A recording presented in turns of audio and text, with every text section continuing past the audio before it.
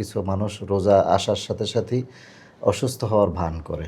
অর্থাৎ তারা বলে যে আমার রোজা রাখলে পেটে গ্যাস হয়, রোজা রাখলে তার বিভিন্ন ধরনের প্রবলেম তারা আমাদেরকে উপস্থাপনা করে। এক্ষেত্রে ইসলাম কি বলে?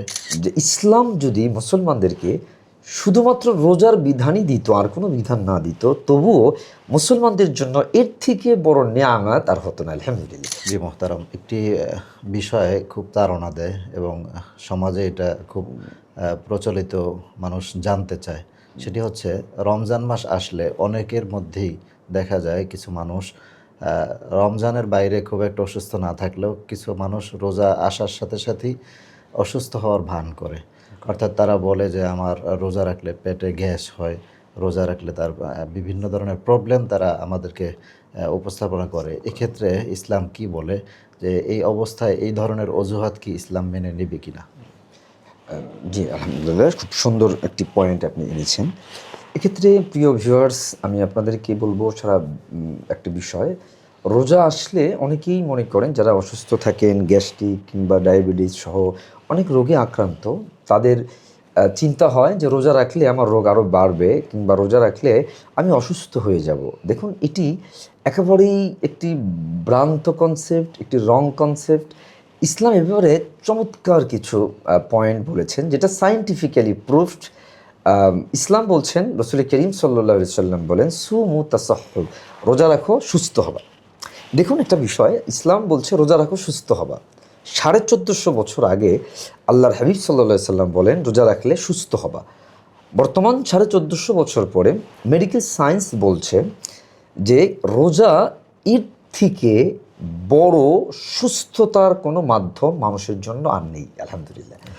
প্রফেসর মুর, অনেক বড় একজন প্রফেসর মুর, এবং ডক্টর লুথারজেন, ক্যামব্রিজ ইউনিভার্সিটির, উনি একটি চমৎকার গবেষণা উপস্থাপন করেন। উনি বলেন যে ইসলাম যদি মুসলমানদেরকে শুধুমাত্র রোজার বিধানই দিত, আর কোনো বিধান না দিত, তবুও মুসলমানদের জন্য এর থেকে বড় নেয়ামত আর হতো না। আলহামদুলিল্লাহ।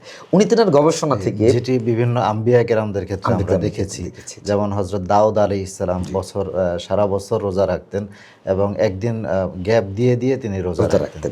সো এটা আসলে মানে এটা আমরা মেডিকেল সায়েন্স ইমপ্রুভ হওয়ার পরে আমাদের সামনে এমন কিছু বিষয় এসেছে প্রিয় ভিউয়ার্স, সেটি হলো আপনাদেরকে একটু বললে বুঝবেন। সেটি হলো আমাদের যে স্টমেক, আমাদের যে পাকস্থলী, মেডিকেল সায়েন্সের ভাষায় বলা হচ্ছে যে stomach is the storage of whole diseases. সমস্ত রোগের একটি উৎস বলা হয় আমাদের স্টমেককে।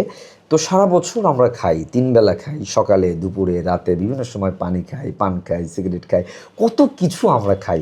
তো আমাদের স্টমেক এটা একটি কম্পিউটারাইজডভাবে আমাদের মেশিনগুলো কাজ করে, আমাদের ডাইজেস্টিভ সিস্টেমের সাথে কানেক্টেড। এরকম অনেকগুলো অঙ্গ প্রত্যঙ্গ একসাথে 24 ঘন্টা কাজ করে। সো একটা মেশিন যখন 24 আওয়ার্স কাজ করে, নন স্টপ কাজ করে, দেখবেন যে কোনো পাখা কিংবা মোটর কিংবা যখন সেটা ওয়ার্ক করে, সেটার মধ্যে কিন্তু এক প্রকার কয় জমে, এক প্রকার আবর্জনা জমে।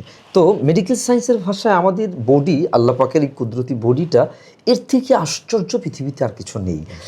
আমরা এক বেলায় কত পদের খাবার খাই, এগুলোকে ডাইজেস্ট করতে হয়, রক্ত বানায়, এগুলোকে পেশাব আকারে বের করে, টয়লেট আকারে বের করে।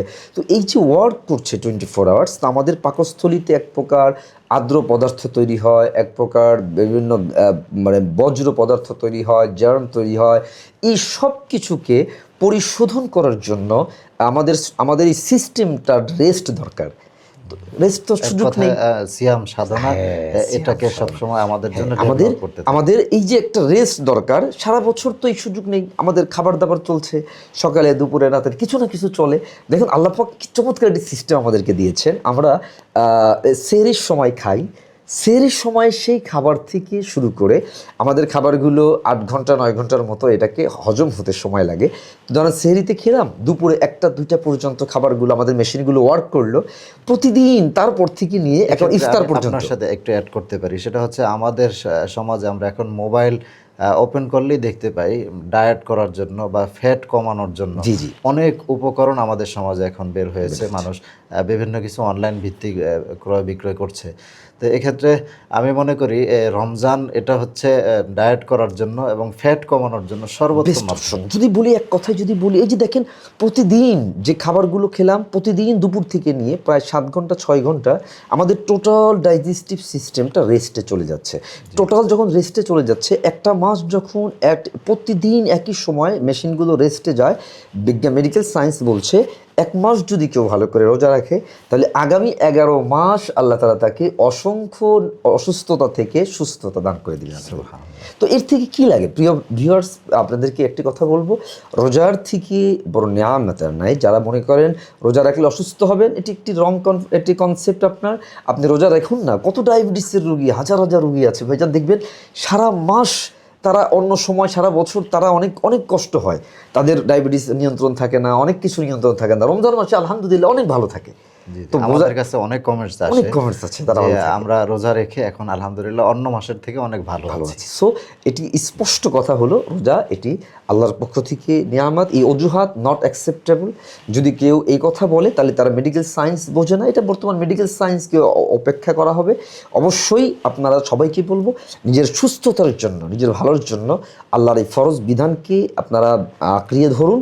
সুস্থ থাকবেন, ভালো থাকবেন ইনশাআল্লাহ।